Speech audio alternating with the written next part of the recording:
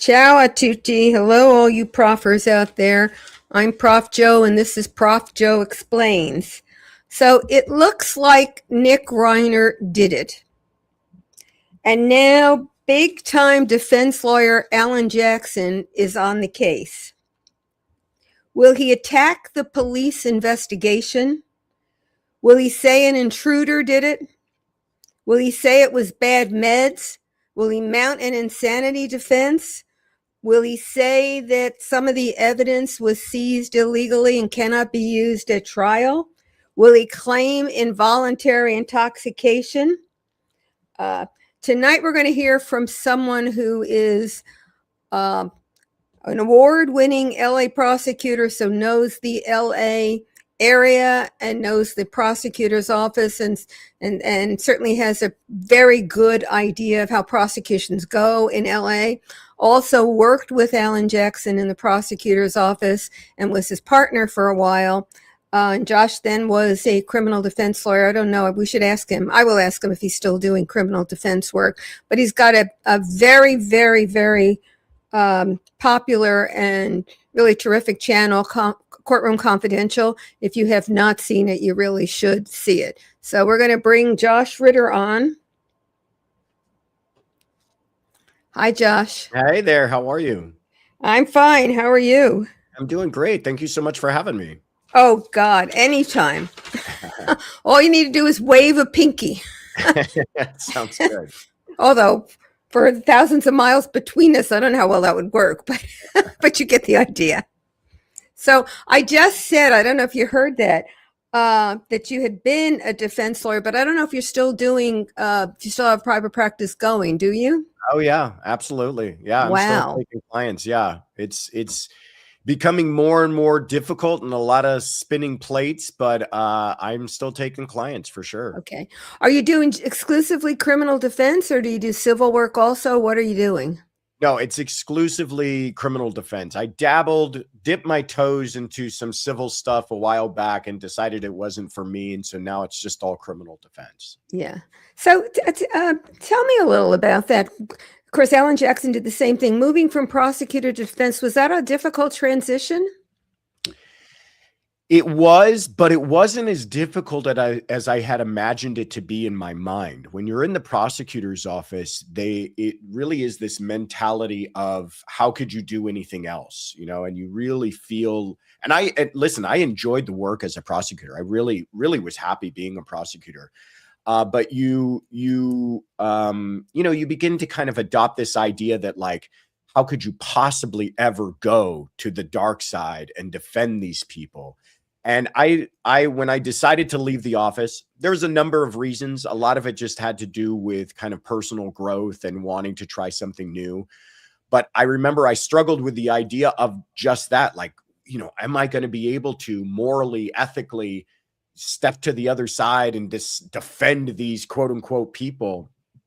And then I quickly found that it wasn't like that at all, that it is not all black and white. There's a lot of gray area, and a lot of the clients that I've had, it's different as a private attorney than it would have been if I had gone to the public defender's office. But a lot of the clients that I've had, they're good people who just got into trouble, made a mistake, did something silly, did something foolish, did something criminal. Doesn't make them necessarily a bad person. They just made maybe a small or maybe a very significant mistake. And I found that was probably the most shocking to me. And as a private defense attorney, you're not doing a lot of defense of, gang members and really kind of people with long criminal histories. Those people are usually going to the public defender's office. So it was a transition that I have welcomed, and I enjoy the work that I do as a defense attorney. But I also, it wasn't like I stopped being a prosecutor because I didn't like it.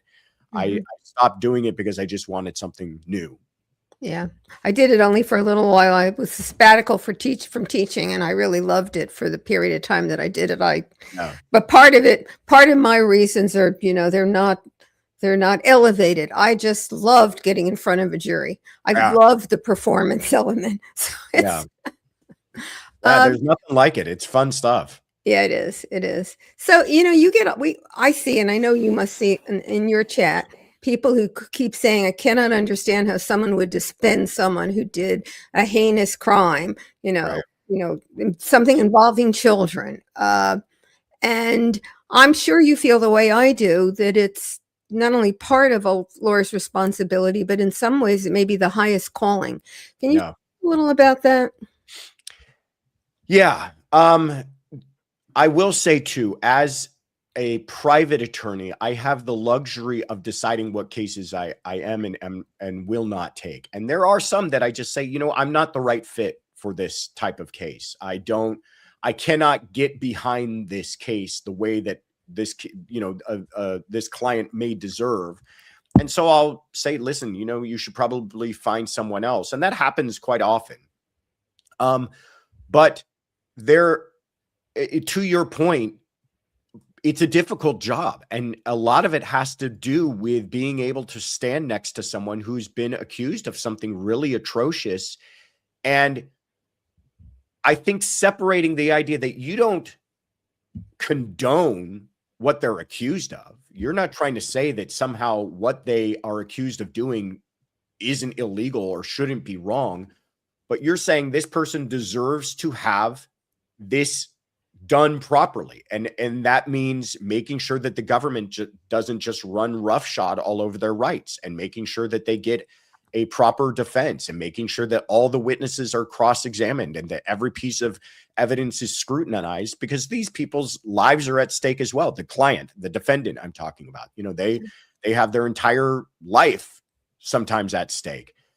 So I applaud those attorneys who are able to take on those really horrific cases, because I'm sure they battle with it, and I'm sure it's difficult for them sometimes, but they know it's a difficult job, but somebody's got to do it, and they do it to the best of their abilities. And so I think, rather than kind of associating with that defense attorney with the crime or with the criminal, the accused, it's realizing that they have a very difficult job, and they're trying to do the best that they can under sometimes less than ideal circumstances. Right. What kinds of cases did you handle when you were in the LA prosecutor's office or LA DA's office?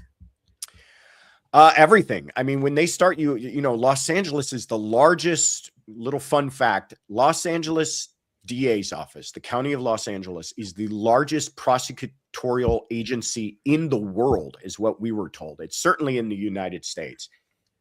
When I was working there were over 1,000 prosecutors working in the office, not including support staff and everything else. They have a huge county. LA County is enormous. And we would handle everything from misdemeanors to the worst of the worst type of felonies. And when I was in the office, I ran the gamut. I mean, when you first start out, you're doing low-level misdemeanors, little kind of assaults and batteries and things like that. And DUIs, certainly you do a lot of those. And then you graduate to some more serious stuff involving children, stuff involving sexual assaults. I've done cases like that. And then when I graduated from there onto felonies, you're handling all sorts of robberies, assaults, burglaries, gang-related crimes, and murders. I handled several murder cases too, including cold cases. I had a cold murder from the 80s that I prosecuted at one point. So I got a really good experience. I never handled a death penalty case as a prosecutor, but even when I was a law clerk, I worked with prosecutors who did handle those types of cases, including Alan Jackson. I was his law clerk when I first started in the office. I've known him for that long, going back, a couple decades now. I was his law clerk when he prosecuted Phil Spector for the murder of Lana Clarkson. So way back in, when was that? 2007, 2008. Yeah, quite a while. So I've known him since. I've been working with him since then. Yeah, I want to get to what you can tell us about the way he handles a case. But before I do that, in LA, I'm assuming you don't do vertical prosecutions, that you wouldn't take it from the investigation stage through the grand jury and up, that there are units that handle the charging function. And okay, You're right. I'm pretty sure, I'm guessing that a lot of people in the chat have no idea how when you say, hey, I'm doing felonies, what that means in terms of what your responsibility would be in that kind of office, and what parts of the case are not the parts that you're doing or did. Yeah, it for the vast majority of the cases are very it's like a conveyor belt. So you'll have one prosecutor who might handle just the arraignment, and all they're doing is arraignments all day long in an arraignment court. Then they hand it off to a prosecutor who's handling nothing but prelims, and they do prelim. I was in the prelim unit, and we would do prelims all day long, 4 or 5 prelims a day. God bless you. Right. Then they hand that off to the trial attorney, and that's the person who gets it after prelim with a felony. I'm talking about after prelim, and they handle all the pretrial phases up until the point that it goes to trial. And then sometimes when you're a trial attorney, you might get handed a trial the day before you're starting jury selection, which happened to me quite often. I would get handed a file. Hey, they're picking a jury on this tomorrow. It's a 3 defendant, multiple count robbery. We need somebody to go handle this trial. So you kind of get up to speed on the whole thing, and before you know it, you're picking a jury. So that's this kind of because the office is so huge, they can't do what you refer to as vertical prosecution. But in the more serious cases, and as you advance in the office, you start to do far more vertical prosecution. So I would, before I left, there were times where detectives would walk in and go, hey, here's a case we got. We haven't even made an arrest yet. We want your input on this whole thing. And then I'd be involved from the point that they went out and arrested somebody, through the charging documents, through the arraignment, through the prelim, through all of pretrial, and all the way up to trial.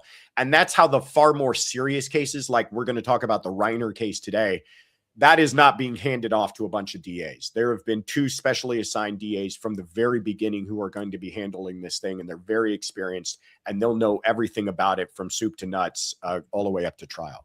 And they would bring it to the grand jury? This one, it might go to grand jury. I mean, it's their decision. In these high profile cases, sometimes they opt to go to a grand jury instead of a prelim, but in a lot of these cases, they'll go to prelim anyways, just because it's a little easier and quicker. Sometimes convening the grand jury can take some time, but I haven't heard if they've made a decision on this one. They might go to the grand jury. I don't know. Okay. So you said that you were what did you say, law clerk for Alan Jackson? Is that how you described it? Yeah. But you had your JD, you were in the office, is that right? Or were you doing it as a student intern? As a student. So when I was still in law school, I got a clerkship in the DA's office in what is called their major crimes unit, which is like the most elite unit in the office. And they have a ton of law clerks because they just need help.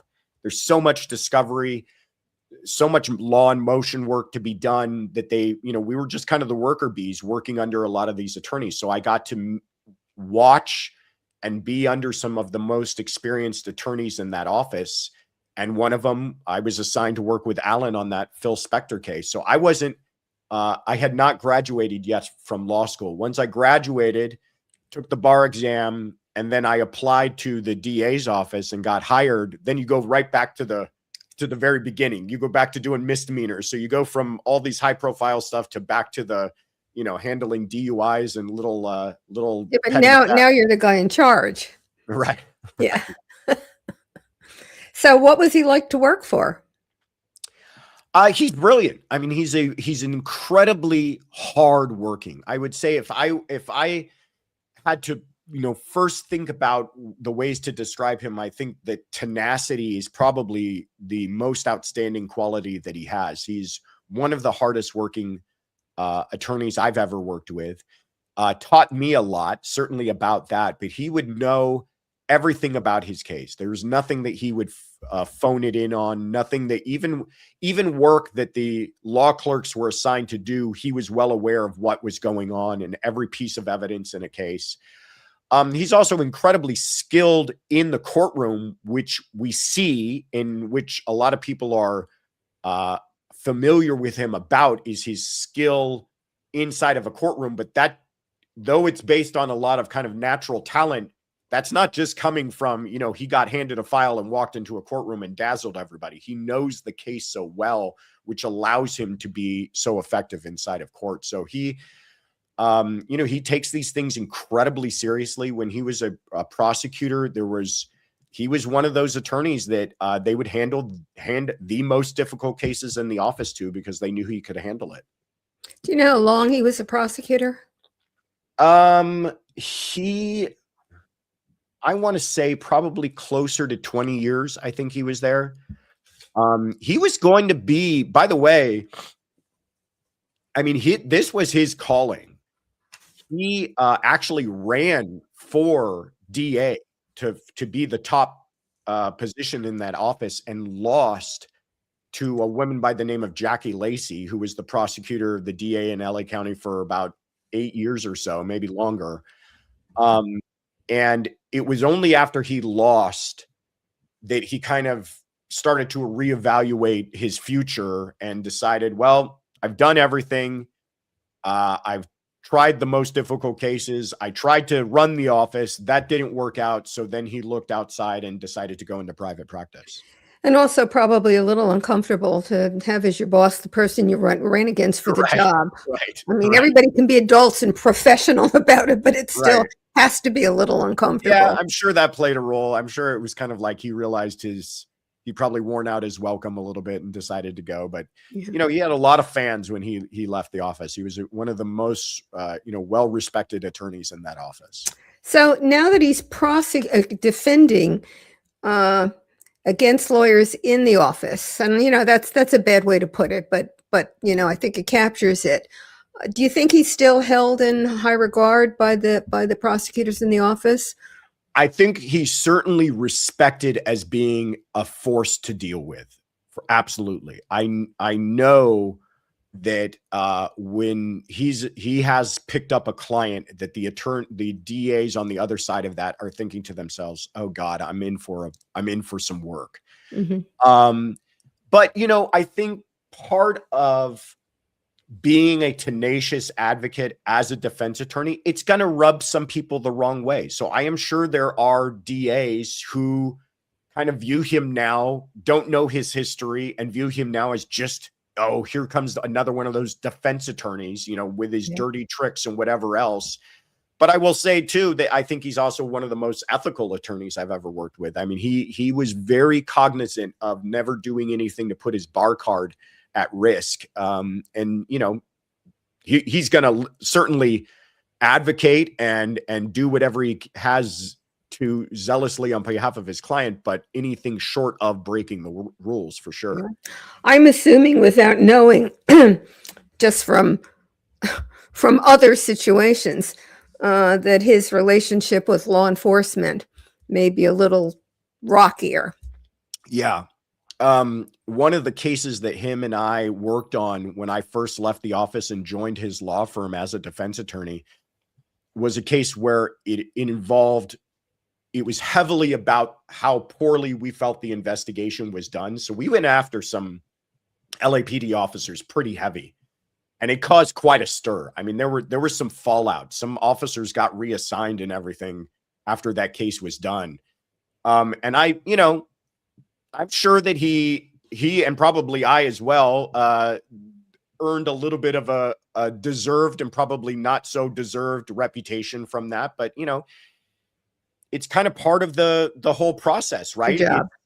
They've got to be doing their job too. And if they're not doing it properly and they're doing it sloppy and they're making mistakes and they're, jumping to conclusions, then that should be exposed. Right. So he leaves for private practice. Did he open up on his own, or did he join an established firm, or did he go out with a number of people at the same time? How'd that happen for him? He landed with another very respected criminal defense attorney here in Los Angeles called Mark Worksman. Mark had his own law firm for about 20 years. Mark was a prior U.S. attorney. So he'd been a prosecutor in the U.S. attorney's office for not that long, I think maybe 5 years or so. Then went into private practice and established himself as one of the more highly regarded criminal defense attorneys in Los Angeles. And it's funny enough, Mark and Alan met on a case when Alan was a prosecutor and Mark was the defense attorney. And they actually had a mutual admiration for each other's advocacy. And after Alan was deciding to, or as he left the office, him and Mark spoke, and they started a law firm called Worksman Jackson. And that is the law firm that I joined with them when I first left the office a few years after they had established that law firm. And it's still a practicing law firm today, Worksman Jackson and Quinn. How long were you with them? About 5 years. And then did you open up your own practice, or? Yeah, I had been there for a while and really enjoyed it. And then again, just kind of looking for more opportunities and other challenges, decided to open up my own practice. I practice with some other attorneys. We kind of share cases and share resources and things like that, but I'm not a part of anybody's firm officially. And then I've gotten into all of this stuff, the YouTube and the legal commentary and all of that, which takes up a lot of my time too. And you also have a family with 3 little girls. I have 3 little girls who keep me busy, keep me running around. Yeah. So let's talk a little about Alan, and maybe not him in particular. He has a big case, and it's a big media case. Does he have people employed, or does he have a firm that he uses to help manage the sort of the public context, the media view, what in private firms often have a sort of a media consultant that they work with? Do you think he has something like that, or is he doing it on his own? When I was working there, we did not. Now, part of being an attorney and dealing with high profile cases is you become pretty proficient in treading those waters. And I think Alan is probably one of the best when it comes to handling the media and what to release and what not to release and who to speak with. But they did not have, like, on salary a PR consultant. I'll be honest with you too. A lot of PR consultants are not good for what the attorney is trying to accomplish. Right. Like, many times we would run into, if we were representing like a celebrity, they've got all their publicists and everybody. And usually when they would get into trouble, they would turn to their publicists, and their publicists would craft some statement and they would release that. And by the time it got to us, we would be slapping our heads going, why did you say that? Why did you release that statement? Because their goals are very different from what the defense attorney's goals are going to be. So many times with these high profile cases, it's kind of say nothing because we're concentrated on trying to get them out of legal trouble, not so much, worried about their next Hollywood project. Right. But, you have to be savvy too, because, every time he comes out of court on this case, there's going to be an entire gaggle of reporters and cameras stuck in his face and microphones and everything else. So you have to have a message and know exactly kind of how you want to portray that to the public. You may know this, but there are a lot of, there's a lot written not so much on the criminal side, but more on the, when, for example, Michigan State had its issue with the doctor who had been essaying the gymnasts. A lot written on those as to, because the media people want to get out a good story. They want to get out a story that works, but that story may turn out either not to be accurate or, as you were saying, cause difficulty for what they're doing. So there's been a fair amount written on where the line should be and how those two sides can work together. On that. So I find too, having worked with some celebrity clients, that people in Hollywood especially feel like they can get themselves out of any jam if you just put me in front of a camera. And so their mentality is usually like, well, let me make a comment, put me in front of a camera and let me explain this and I'll get everybody back on my side. And we're like, that is not the way it works. We are not in that world anymore. You are going to keep your mouth shut. You're not going to say anything. You're not going to respond to anything. Let us do the speaking on your behalf. and we're probably not going to be saying a whole bunch. And let us get you through this difficult time. And then if you want to go on some rehabilitation tour, have at it once we're done with you. Yeah. Does his firm have investigators on staff, former law enforcement and FBI, to go back and look at, well, to investigate new things, but also to examine and evaluate what the investigation looks like that had been done? Yeah, and I would say that in particular is one of the things that distinguishes, I think, the way that he practices criminal defense from most defense attorneys. Most defense attorneys, and I'm not being critical, but most defense attorneys kind of sit back and wait for the case to come to them, and they wait for the prosecution to hand over evidence and hand over witnesses, and then they respond to that. And that's kind of the tried and true way of doing it. You're on the defense after all. But I think that Alan, and he certainly taught me that, and that's the way I practice, is much more proactive in almost treating it as a prosecutor and doing your own independent investigation, going out, speaking to the witnesses yourself, going out and finding other witnesses, going out and finding other camera angles that may not have been discovered by the police. And there's nothing wrong with that, but a lot of defense attorneys either don't have the resources or don't have the ambition or thought process to do it. But yeah, he has some investigators who are full-time, and even the day of, if you remember, when he was first supposed to be arraigned, Reiner, later on that day, Alan was back at the crime scene at the murder house, and they had wanted to go inside. So I imagine that they were beginning their investigation from day one. Mm-hmm. So. All right, so there have been a number of, we don't know what all the evidence is. We only know what's out there and that was released initially. We don't even know whether some of what's out there is going to turn out to be accurate. I mean, the claim that Nick was diagnosed with schizophrenia, there's been no, sort of confirmation of that by anybody with knowledge and be in a position to say that. But given those limitations, and let's say they can be significant limitations as to what else might be out there, there have been a number of defenses that have been posited, starting with the investigation wasn't done properly. I assume that, I don't even have to assume, that the police violated constitutional rights when they went into the Reiner house initially. Either of those have legs to you from what we know now? I don't think so. LAPD has matured a lot since the days of OJ. And when they get a case that involves any kind of celebrity, or they know it's going to be high profile, they immediately have a special unit. It's called RHD, Robbery Homicide Division. And there are even people within robbery homicide who are even more elite to handle these particular types of cases. And they are really very careful on everything you do. If you remember, the night of the murders, they did a press conference, the LAPD did, out front of in that neighborhood. And they didn't say much. But one thing they did say is that they had not actually gone inside and searched the home because they were waiting on warrants. And they got some grief from some of the media saying, what do you mean you haven't searched the house?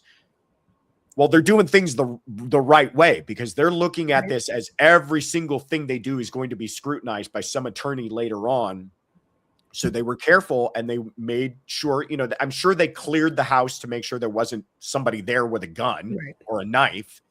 And then they stood back and they secured the location, got the warrants, and then they come in, and now they're not going to have any problems. And I'm sure that same posture has followed them throughout this entire investigation. And I know there's been some things reported, but I can almost guarantee you that they've got whatever evidence they've collected pretty much locked up. And that's what I was going to say. When they first get their report, they have to go in.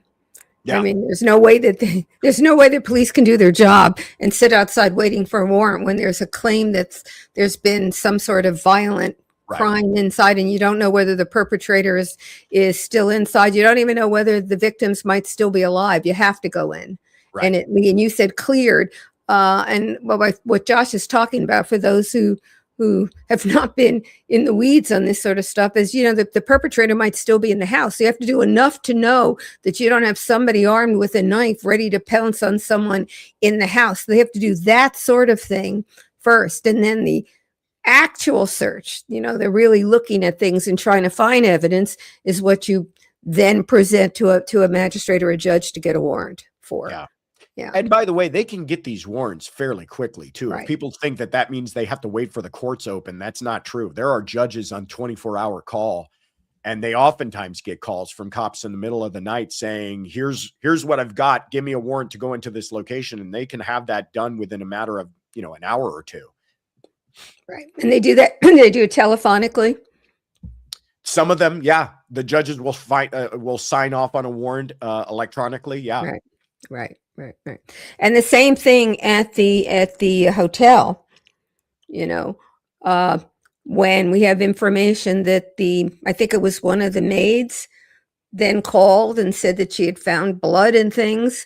Yeah. That one seems to me in some ways may be an even easier one for law enforcement, given that we don't even know whether he was still actually in possession of the hotel room by the time all that happened. Right. So yeah, there's been some reporting from TMZ saying, they didn't have a warrant for the hotel room. TMZ's been doing a little bit of carrying water, I think, for the defense on this. And maybe some of that is some clever planting of information from the defense team. I don't know that. It just seems that way to me. But, they don't have a warrant for the hotel. Okay, well, do you have an expectation of privacy in a hotel room that you no longer are in? Right. Do you have an expectation of privacy for a hotel room where housekeeping's going to be coming in? It would be one thing if LAPD rammed down the door because they found out that's where he was staying and then rifled through and searched everything. But it's something else entirely when housekeeping is saying, hey, it's a bloody mess in here. Please come check it out. And again, that could mean that they initially responded, realized this is a secondary crime scene, secured the location, and then went and got warrants and came back and searched and seized items that are important for their investigation. Right. So then I talked to Nima, another LA. Now he's in defense work Nima also. Ramadi. Yeah. And he opined that maybe the creative defense here, which, it's a little amusing because you just can't make up a defense when there's no supporting anything, might be a claim that it was involuntary intoxication that led to this, that somebody at that party that Nick was at and his parents were at might have dropped something in his drink, and that's what set him off. And my comment was, I am sure nobody at that party wants to testify. And now if there's a possibility they're going to be suggestion that maybe they set this in motion by putting something in Nick's drink, I can imagine they're all going to be running for the hills. But I didn't think that one had much likelihood of succeeding. What do you think? Yeah, I think that one's probably a stretch. But what I will say is, again, TMZ or someone reported that he had been diagnosed with schizophrenia. Again, not evidence, right? We've not heard that in court. So somewhere someone is saying that he's been diagnosed with this. And then I had also heard that they were messing around with his meds, either trying to get him on the right meds or messing around with his doses. And that's where I thought they might be going with this, is that if they're going to say that, hey, some doctor misdiagnosed his mental health and put him on some very serious psychotropic drugs that caused him to go into some sort of psychotic episode, there's an argument for involuntary intoxication there from the doctor's prescription, So I don't know. I mean, again, we're all kind of trying to read the tea leaves here, but it does seem like this is all starting to go down the pathway of some sort of mental health defense, because as far as like them saying it was somebody else, doesn't look like there's much opportunity for that. At first I thought my whole thing was like, let's wait to find out where the murder took place, because it's something very different if this is a stabbing that took place in the kitchen as opposed to a stabbing that took place in the bedroom. in the kitchen, you could imagine some sort of mutual combat, heat of passion. He grabs a knife, whatever. But if this took place in the bedroom and they were lying in bed and he brought a knife in there and killed them, then all of that goes out the window. And now you are looking towards something more along the lines of, Yeah, okay, I agree.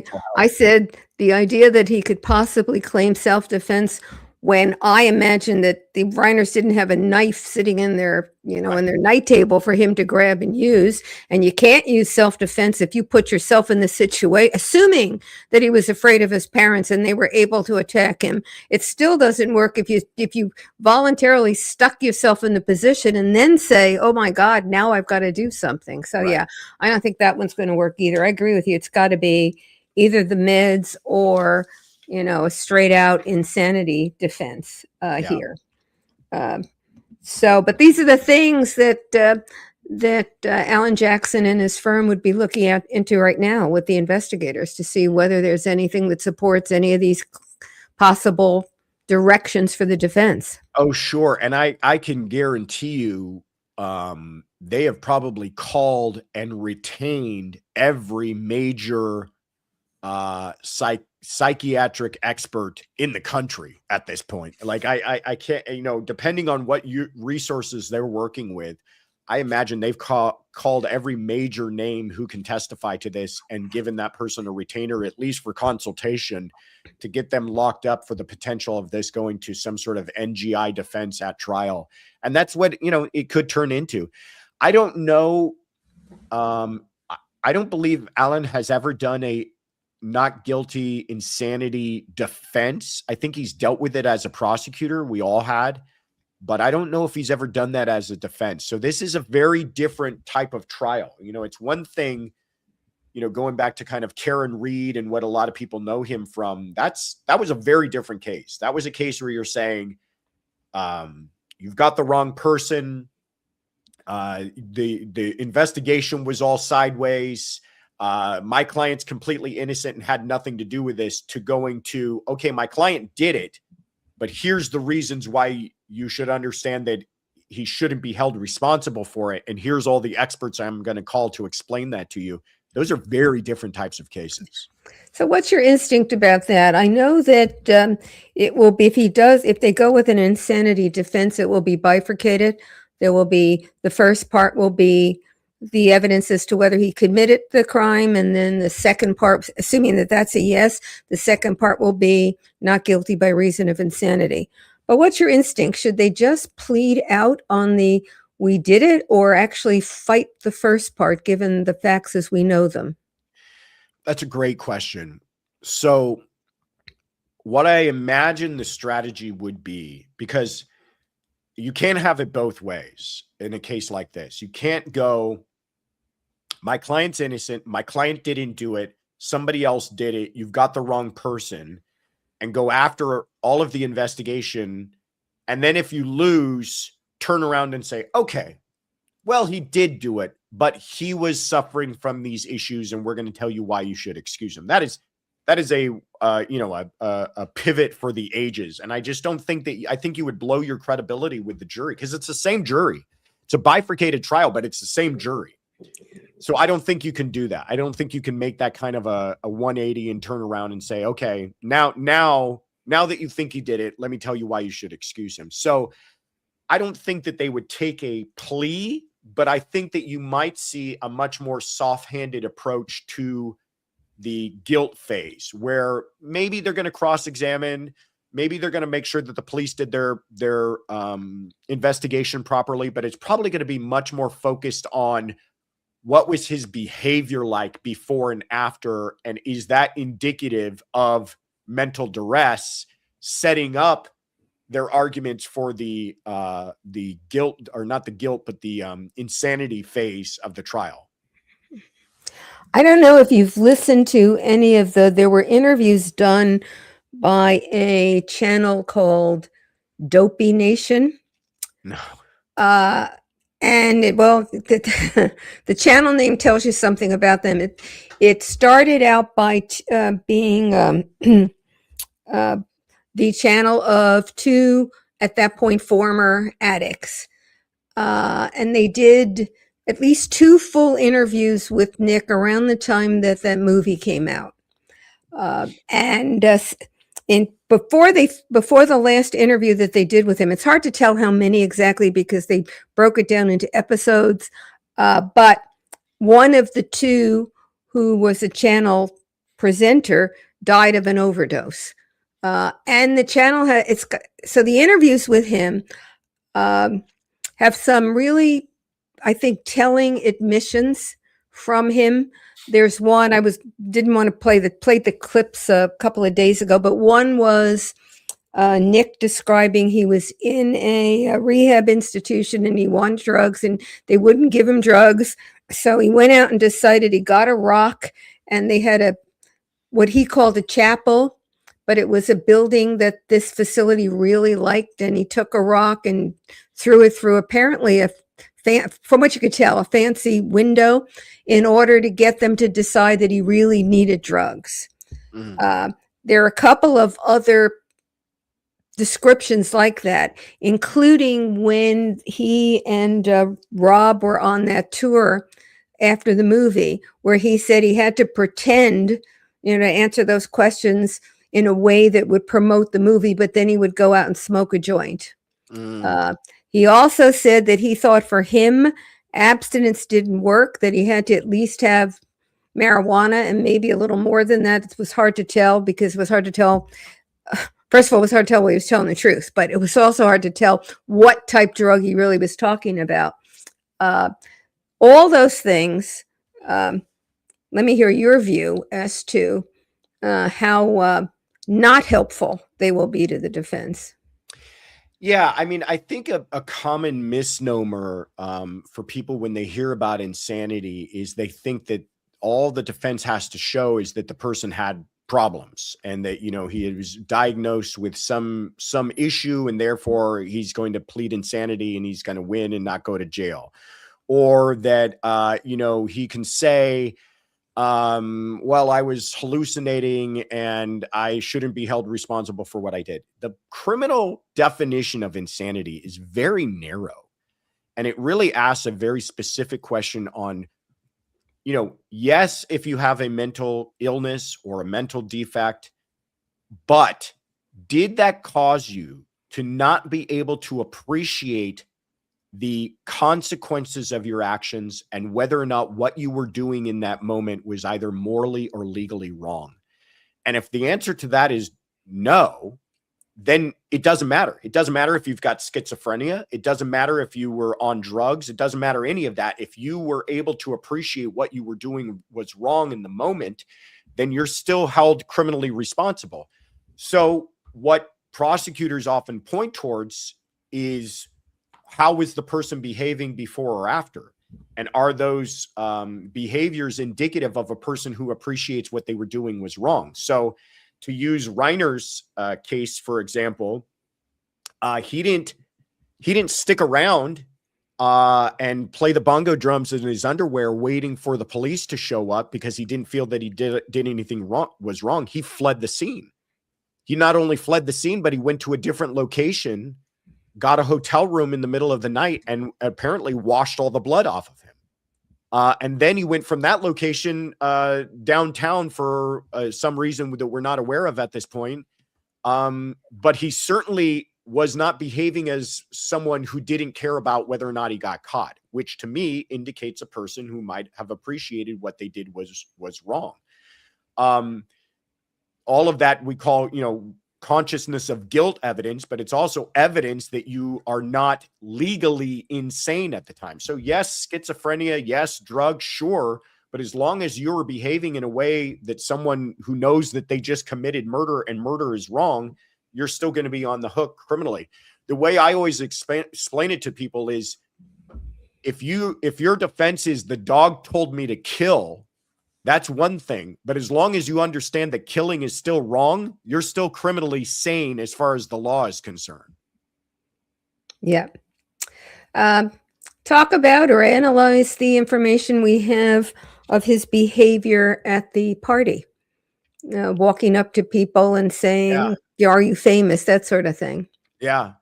again, I think that lends itself, and certainly in the hands of the prosecutor, they're going to argue lends itself towards somebody who was maybe highly agitated, maybe looking for a fight, maybe looking to pick a fight. But what nobody that I've heard, at least, is anybody at that party saying he had no idea what planet he was on. He couldn't appreciate what he was doing. He was completely out of his own head. It sounds like he was in a highly agitated state, and a lot of that anger might have been directed towards his parents. But again, you can be agitated and you can be under the influence and you can be suffering from all sorts of mental disease and still be held responsible for what you've done. Right. So we've got him, we've looked at some of the defenses he might have. What impact, if any, do you think it will have on the jury if the family is very supportive? Now, they may not be able to testify and give character evidence or describe, except to the extent that they might have seen his behaviors and be able to give evidence that would be probative, but they may be sitting in the courtroom. That's a great question. One, it probably won't have much impact on the jury in the guilt phase, because none of those family members are going to be allowed to testify to, he's a great kid and we don't want him held responsible. If any of the family members are called, they'll only be called as some sort of percipient witness. So I don't think that'll play much of a role. Now, when they get to if he's found guilty and they get to an insanity phase, they might testify as to his, mental health and everything else. And some of that emotion might come out. But I will say this: jurors, in my experience, do not like insanity defenses. They just naturally are adverse to the idea of somebody committing a horrible crime and then trying to say, hey, don't hold me responsible because I've got problems. And I'm not trying to trivialize mental health. I think a lot of people suffer from really serious mental health issues. But the type of people that I think insanity defenses are reserved for are really for the people who are so untethered to reality that they didn't know what they were doing. They had no idea they were committing murder, or they had no idea in committing murder that they were doing anything wrong. And that is so rare that that's the type of cases where I see jurors going for it, but I just don't see them going for it in a case, this very privileged kid in and out of trouble. His parents love him. He's still living at home. They're doing everything possible for him. And he gets into a fight with them one night and decides that he's not happy and kills them, and then goes out and claims, hey, I was mentally sick. I don't see jurors taking to that. Yeah. And especially since the fight didn't happen at the point the killing didn't happen at the point that he had the fight.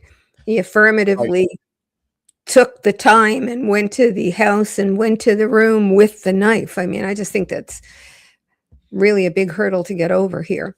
Yeah. There was, you've seen it. There's been speculation in the media that the family is supportive of Nick, in part because they believe that the Reiners would have wanted him to have support.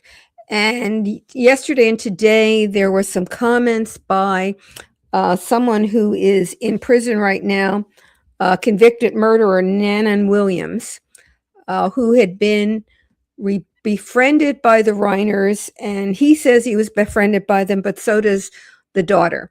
And in fact, there's some pictures of the Reiners with his family at a premiere of a play that had been written about Nanans, and here's one of them.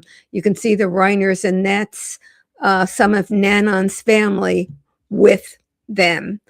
And he's been quoted as saying, I don't think that Rob or Michele would have wanted Nick to be treated. I don't know that he said harshly, but he's got mental problems, and they would have been doing everything they could to help him in the same way they helped me.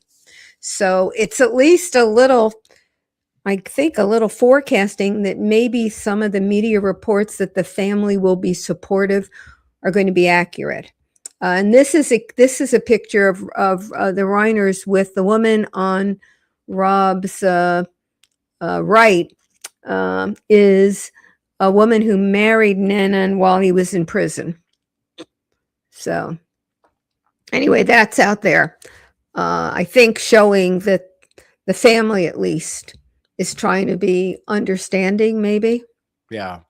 I mean, listen, I feel awful for the tragedy they're going through. I mean, it's one thing to have to live through the nightmare of your parents being murdered in the middle of the night, and then add to that the nightmare that your brother is the one who's likely responsible for that. So I can certainly sympathize for what they're going through, and if they're struggling with that, and part of their struggle has to do with they don't want to see their parents dead and then their brother go to prison for the rest of his life, I can understand that. But I'm just saying from the perspective of what the jurors will hear about that, it's probably very little. And the prosecutors, I'm sure as well, sympathize with what the family is going through, but they've got a very different job. They don't work for the victim's family. They work for the people of California, and a horrible double homicide was committed, and a double homicide that makes him eligible for the death penalty. I don't think they're going to pursue that at all, but I think he's definitely going to be looking at life without parole if he's convicted. Okay, so you're the defense lawyer here. Yeah. And you know how tough an insanity defense will be. What type juror are you looking for? Oh, that's a great question. I think you're probably looking for, well, I think what you don't want are kind of the common sense, don't sell me your story kind of a juror. You know what I mean? They want more of a person who's probably a little more, how do I say this? Like a little more touchy-feely, a little more into kind of therapy, a little bit more, probably people who are more in touch with their own psychoanalysis and things like that. I think what they want to keep off of that jury is just people who are just going to be like, don't sell me this story. This is awful, and I don't care what you tell me. It's in many ways similar to the Menendez brothers case. I mean, there you had kind of the same thing where it was like there wasn't really a dispute about who had done it and what they had done. There was a dispute about whether or not there should be any mitigation for what they had done. And in that case, they went to this idea that they had been abused and that had caused them to be in a state of kind of unrest. And they felt that they were going, there was this idea of imperfect self-defense, very different in that respect from what we're dealing with here, but still it's kind of the same jurors I imagine they would be looking for as people who could be sympathetic to the idea that someone could just be out of their head and lose their minds and do something completely not only out of character, but something they shouldn't be held criminally responsible for. Now, in LA County, the lawyers are allowed to do their own voir dire, at least in part. Is that right? So yes. What questions would you be asking to find out that somebody is touchy-feely? Well, I imagine this is going to be one of those cases where they're probably going to have an extensive questionnaire. Sure. And I would want that to include things like, have you ever gone to therapy? Have you ever been in part of any kind of psychoanalysis? You ever visited a psychiatrist? You ever dealt with substance abuse? Has any of your family members ever dealt with substance abuse? Have any of them ever been in therapy? Have any of them ever gone to, and all kind of gathering all the people who have ever lived in that world. I think that's what you're going to want to try to find. The thing too, though, whenever we're talking about jury selection, you got to remember, we talk about it like it's a draft, like you can pick the juror you want. And really it's the complete opposite of that. You're picking, get rid of the ones you don't want. Right, exactly. Right. So you're more trying to figure out who are people who have no experience with any kind of therapy and no experience with any kind of substance abuse, and therefore are intolerant to any argument dealing with that. And those are the people you want to get rid of. I used to tell students all the time, we also say that what you're trying to do is pick an impartial jury. And I said, not in anybody's world. Each side is trying to find a jury that's going to be partial to the arguments that they make. Exactly. And you hope the jury will end up being impartial because nobody gets to select 12 that are going their way. So, Josh, do you have a couple of minutes if there are questions in the chat about this? Yeah, or you I talk? got just a couple minutes more. Yeah. Okay, and I don't even know. I haven't been watching. Okay, here you go. So can you read that? How do you counter the critics who believe Alan Jackson is only successful because he has money and flair? The critics that Jackson is just a high-powered Hollywood attorney. Well, he is a high-powered Hollywood attorney. He does have money and flair, but I will say that behind all of that, he's not just resting on flash. There's what you see in court is the last couple of yards of a 100-yard dash, and he's been working tirelessly. He's a workaholic. I mean, the guy would put in incredible hours on cases that you've never heard of. I mean, on trials that you've never made the news. And he's putting in hours and work and thinking. And, I don't think I've ever seen him really kind of turn off and relax. Even in the times I've relaxed with him, he's still kind of thinking about his cases and working. So he is all those things, but he's also an incredibly hardworking, tenacious, and skilled attorney. Okay. Any other? Here's another one. Do you know the song Police and Thieves? No, I know the Sex Pistols, but I don't know that song. Do you feel somewhat like that going from prosecution to defense? I don't know the song, but I will say, I mean, I kind of said it earlier, is that it was not as much of like taking off the white hat, putting on the black hat as I thought it would be. It really exposed me to the idea that there's many, many people who are caught up in the criminal justice system that, are not bad people. They just, something went awful for them. Let me just take a moment because I've been seeing some memberships come through, and I apologize. I've been interested in what Josh is saying, so I've been reading the things on the side, but I did see my Father's Alibi gift 5 memberships. Thank you so much, Allison. And that's not the first time. Extraordinarily generous. And here's Court Dog Daniel. I love these names, who became a YouTube member. Welcome, and welcome Ellie Modoc here. I was going to ask you something. Oh, I know. You had said that thank you, Ollie, another 5. Wow. I really appreciate it. You had said, Josh, that you were, if I misquote you, obviously you'll correct me, that you were a little surprised when you went into defense work that you didn't feel, now I've gone over to the dark side, that people were human beings and they had other, but you didn't have that when you were, that was going to be my question. As a prosecutor, that feeling was not there?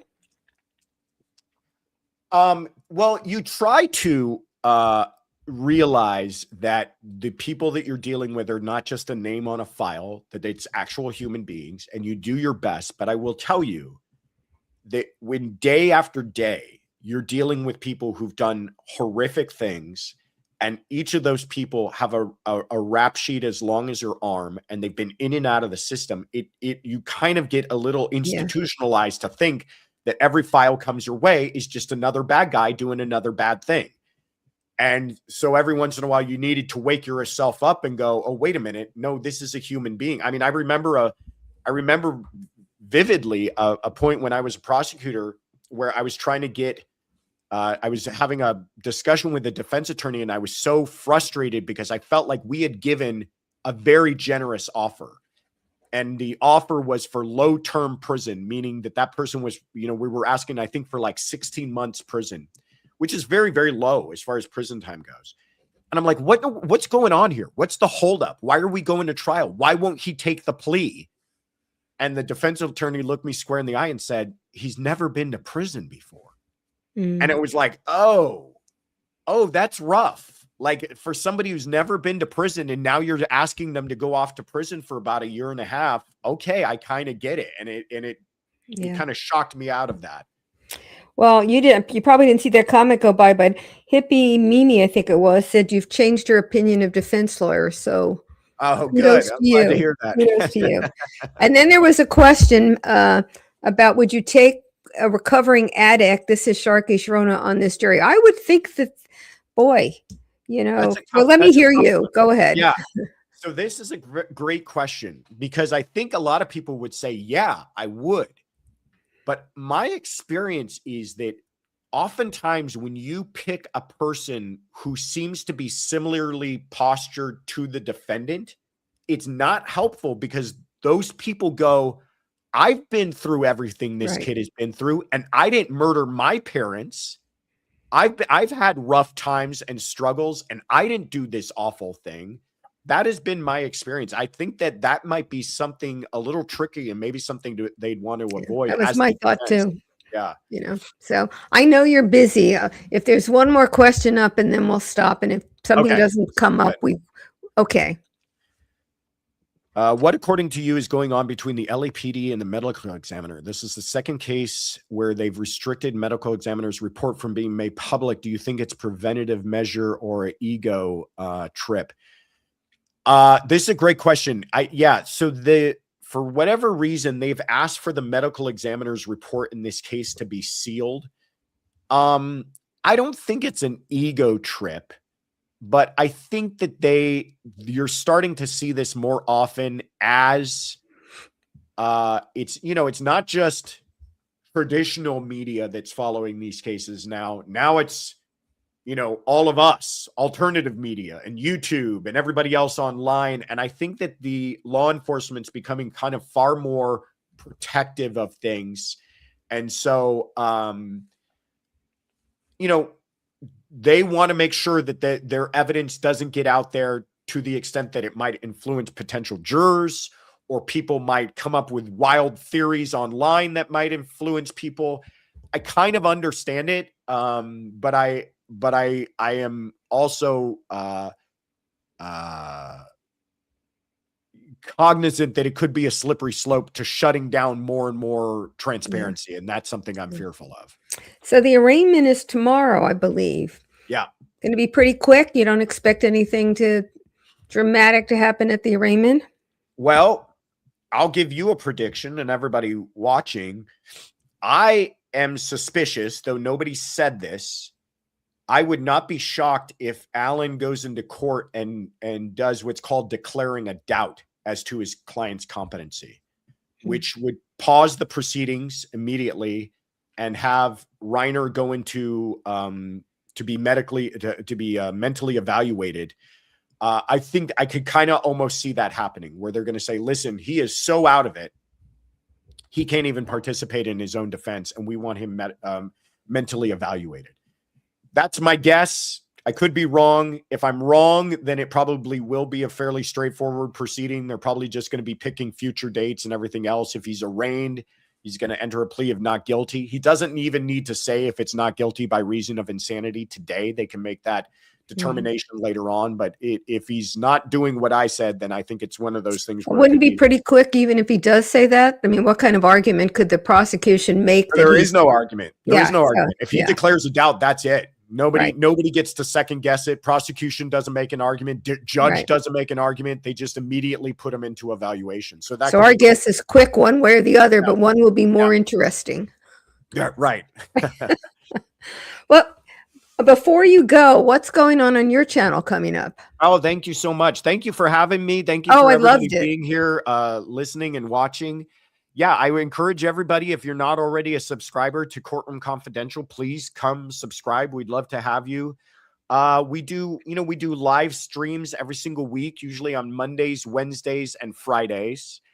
And then every Sunday, we do a special show called Sunday Fun Day, which we take questions that people have left throughout the week. They've left us voice messages, and I answer them all live on Sunday morning. So we've got all that coming up. And then we have a couple of special things that are already up on the channel.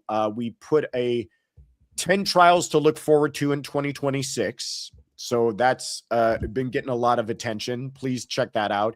And then we did a deep dive into the Barry Morphew case. Is that one of the cases you've been following? Yes. Yeah. So we did a deep dive into That that Friday night, I'm going to do something on the two Suzannes. Yeah. So please check that out. But yeah, more than anything, I'm so appreciative to be asked to be here. I always love chatting with you, and I invite everybody to come check us out. Courtroom Confidential. Ditto. Loved having you. Anytime you want to come on, just let us know.